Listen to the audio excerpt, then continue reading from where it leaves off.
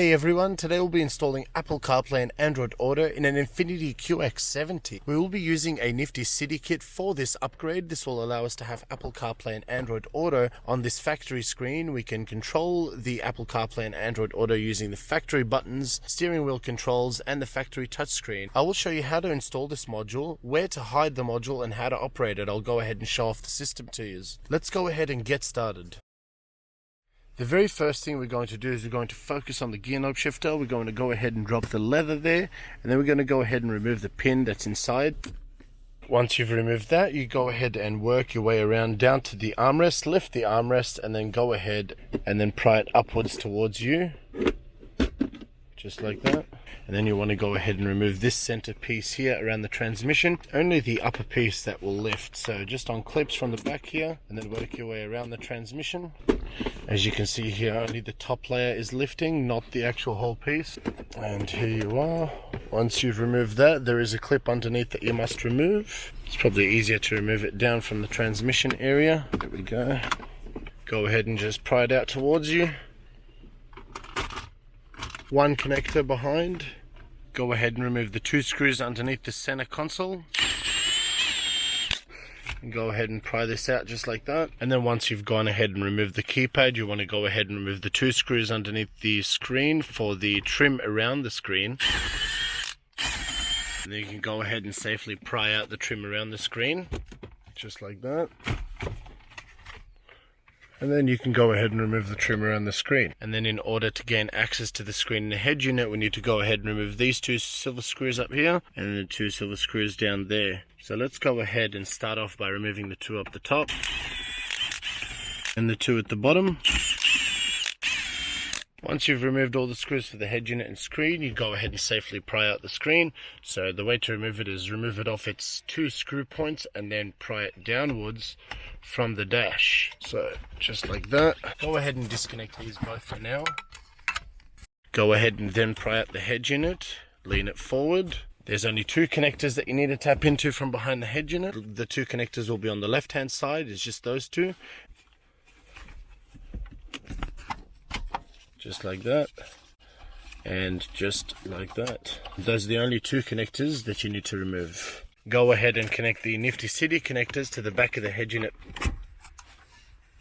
And then go ahead and connect the factory connectors with Nifty City's connectors. Okay, all connected. Now you'll notice that this needs to connect to the module. You'll notice a sound out auxiliary cable. This needs to either connect to your armrest inputs, or you can go ahead and connect it to the custom audio harness if you purchased one of those. The custom audio harness looks like this. This also can connect behind your head unit, and then you can go ahead and connect the two auxiliaries together. For this scenario, we'll go ahead and use this custom audio harness. Go ahead and find the connection behind the head unit, which is generally down here somewhere, just that one. And then go ahead and daisy chain that, and then connect the two auxiliary cords together. Okay, so I've gone ahead and connected the connectors behind the head unit, and I've thrown out the main harness to the center console. So we're planning on installing the module here and placing it here. I've gone ahead and connected the dongle and thrown out a wire from the USB inputs to the center console. We're going to go ahead and leave all the wires and prepare them here so we can connect the module last. Let's go ahead and tap the LVDS into the screen. So we'll go ahead and do that using the female connector and daisy chaining it with Nifty City. Let's go ahead and do that. Okay, so this is the female connector here, Nifty City. And then this will connect to the factory screen. Let's go ahead and feed the connector down the dash.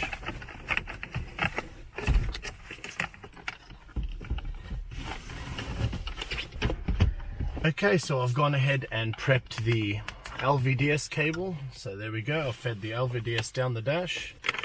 I've fed the LVDS cable down to the center console. And there we go, we have the main harness and the LVDS connector prepared and ready, and the USB inputs for the module. Go ahead and connect the main harness from the head unit over down to the module, and then connect the LVDS port from the screen Then go ahead and connect the USB ports for the dongle in the armrest. Okay, on the QX70, there's hardly any space. You can fit the module anywhere you like. So there is one spot here that I found was great.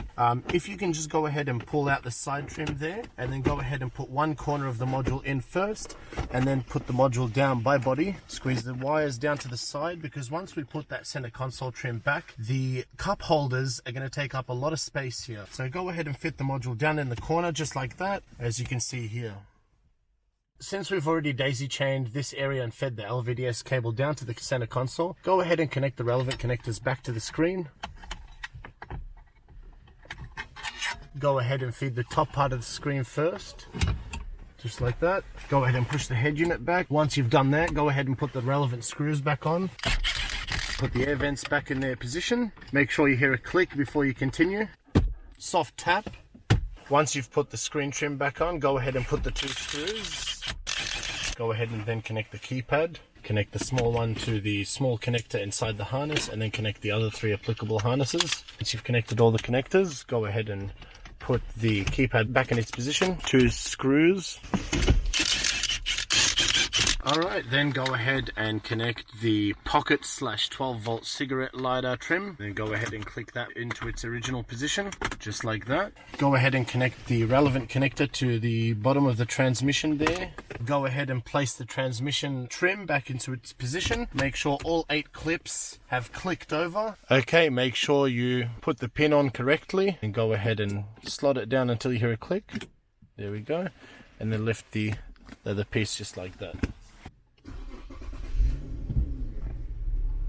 Okay, so when we first start the car, obviously it boots into the factory system.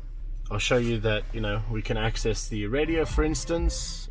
Let's go ahead and switch over to the Nifty City system. We can go ahead and hold back on the dash there for 2 seconds, or we can hold the back button on the steering wheel for 2 seconds. Let's go ahead and use the dash for now. Boom, and then it switches over. If you don't hear audio from Apple CarPlay or Android Auto, go ahead and switch over to the auxiliary channel, and then we can go ahead and play music, for example, in Spotify, just like that. Let's go ahead and see if there's audio in Apple CarPlay. There is not, so let's go ahead and click auxiliary again. There we go, wonderful. That's how to switch over. You can go ahead and use the factory knob controls to move around, and the factory touchscreen as well. I find it much easier to use the knob control there, and then one touch to open up the apps.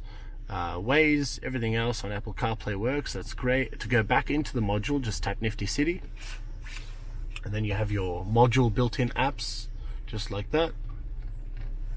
Okay. Temperature controls, so your temperature control from factory Nissan or Infiniti, you can go ahead and turn it on, and it'll come up on the screen itself, even through Apple CarPlay as an overlay. So as you can see here, I'm changing the temperature. This one has dual control climate, so you can see it's changing both. Fantastic. Guys, I hope my installation video was helpful today. You can grab your kit at niftycity.shop. They do have kits available for a wide range of vehicles for different makes, models and years. If you have any questions, please leave them down in the comments below.